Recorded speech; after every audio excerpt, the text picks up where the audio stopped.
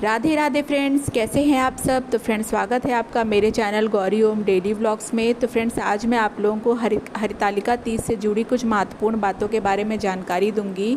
तो अगर जिन लोगों ने मेरे चैनल को सब्सक्राइब नहीं किया है तो वो जल्दी से सब्सक्राइब कर लें, और वो जो मेरे चैनल पर नए हैं वो जल्दी से चैनल को सब्सक्राइब कर लें ताकि उनको आगे भी महत्वपूर्ण जानकारी मिलती रहे। तो चलिए टाइम को वेस्ट किए बिना हम आगे बढ़ते हैं। तो इस साल 2024 में हरितालिका तीज पड़ रही है 6 सितंबर, दिन है शुक्रवार।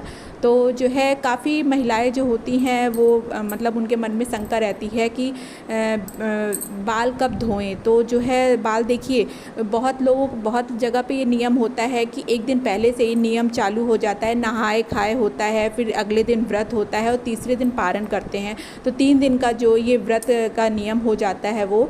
तो जो लोग जो है नहाए खाए की परंपरा को जो है निभाते हैं तो वो लोग बुधवार से ही जो है, बुधवार की रात को जो है फिर वो लोग नियम चालू कर देते हैं। बुधवार की रात के बाद से फिर वो लोग लहसुन प्याज वगैरह नहीं खाते हैं, मतलब बृहस्पतिवार से। तो ऐसे में वो लोग मतलब संकोच में रहते हैं, सोचते हैं कि हाँ बाल कब धोएं, हम लोग बृहस्पतिवार पड़ रहा है।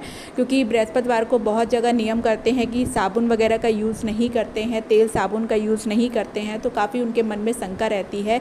तो देखिए, अगर जो है जब भी ऐसी कोई दुविधा आती है तो सबसे पहले हमें इन चीज़ों का ध्यान रखना चाहिए कि हर मतलब जो भी त्यौहार होते हैं तो ये सबसे बड़े होते हैं, तो वार के ऊपर त्यौहार आता है। तो अगर ऐसी कोई भी दुविधा हो तो आप निसंकोच होकर के बाल धो सकते हैं, क्योंकि ये त्यौहार जो होता है ना साल भर में एक बार आता है और हमें अच्छे तरीके से पूरा शुद्ध होकर के जो है पूजा पाठ करना चाहिए। तो हमें जो है निसंकोच होकर के बाल वगैरह अगर बृहस्पतिवार पड़ रहा है तो हम धो सकते हैं। हाँ, बाकी वैसे नॉर्मल दिनों में हम जो है बृहस्पतिवार को हमें नहीं धोना चाहिए बाल, नाखून नहीं काटने चाहिए, बाल नहीं धोने चाहिए और बाल कटवाना भी नहीं चाहिए। और व्रत में तो जो है बाल कटवाने और नाखून वगैरह काटने का जो है बिल्कुल भी विधान नहीं है। लेकिन अगर बाल वगैरह आप धोना चाह रही हैं तो आप धो सकती हैं। अगर व्रत में ये दिन पड़ जाते हैं तो आप निसंकोच होकर के बाल धो सकती हैं। बहुत जगह पे लोग सोचते हैं कि हम बाल कैसे धुलें, मतलब बृहस्पतिवार का दिन पड़ रहा है तो जो है व्रत वगैरह में ये सब नियम नहीं चलते हैं। तो आप निसंकोच होकर के बाल धोइए और एकदम शुद्ध होकर के निर्मल मन से पूजा पाठ करिए।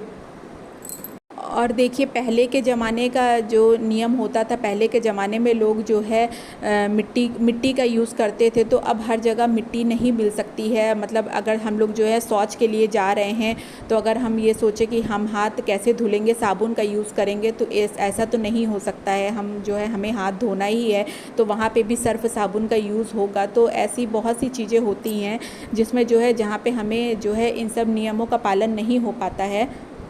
तो बहुत सी स्त्रियां जो नॉनवेज वगैरह खाती हैं, मांस वगैरह खाती हैं और जो लहसुन प्याज वगैरह खाएंगी बुधवार को, तो वो बृहस्पतिवार को बाल वगैरह धो करके फिर अपना पूजा पाठ कर सकती हैं। और बाकी अगर जो लोग ये 3 दिन का नियम नहीं करते हैं, नहाए खाए और व्रत, और जो अगले दिन पारण जिनके यहाँ होता है, ये 3 दिन का नियम होता है, जो लोग शुक्रवार को ही सीधे व्रत रखते हैं तो वो जो है फिर अपना जो है शुक्रवार को ही वो सुबह जो है उठ करके बाल वगैरह धो करके फिर अपना पूजा पाठ आराम से कर सकते हैं। तो इसमें आपको कोई भी शंका करने की आवश्यकता नहीं है।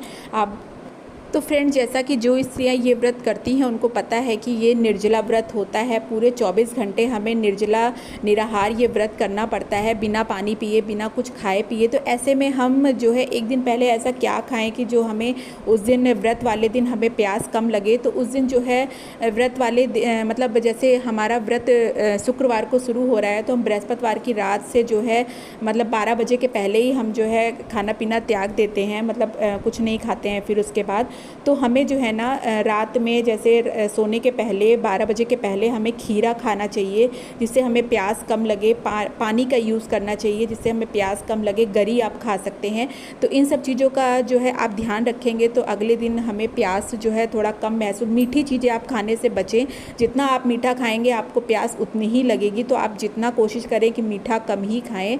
तो जो है इन सब चीज़ों से हमें जो है प्यास की अनुभूति कम होगी और उस दिन आप जितना कोशिश करें कम बोलें और शारीरिक मेहनत, शारीरिक परिश्रम कम करें, ताकि जो है हमारा व्रत एकदम अच्छे से बीते, आराम से बीते। तो बाकी तो जो हम औरतों को जो घर के रेगुलर काम होते हैं वो तो करने ही होते हैं, लेकिन अगर आप थोड़ा सा शारीरिक श्रम जो डेली उसके वर्क होते हैं अगर उनको थोड़ा कम कर देंगी तो आपका जो है शारीरिक श्रम कम होगा, तो हमें प्यास भी हमें कम लगेगी, और थोड़ा बोलेंगे कम तो प्यास कम लगेगी। तो इस वजह से हमारा व्रत बहुत ही आसानी से हो जाएगा। तो चलिए फ्रेंड्स, फिर ये वीडियो मैं यहीं पर एंड करती हूँ। मैं अभी आगे की वीडियो में आगे जो वीडियोस डालूँगी तो उसमें मैं आपको बताऊँगी कि इसमें पूजन के कौन कौन सी पूजन सामग्री का यूज़ होता है, कि पूजा विधि कैसे करते हैं हम लोग पूजा, ये सब मैं आप लोगों को बताऊँगी। तो अगर आप लोग को मेरी आज की ये वीडियो, ये जानकारी अच्छी लगी हो तो मेरे चैनल को लाइक, सब्सक्राइब और शेयर कर दीजिएगा। तो मिलते हैं कल एक और नई इंटरेस्टिंग वीडियो के साथ। तब तक के लिए टेक केयर, बाय बाय।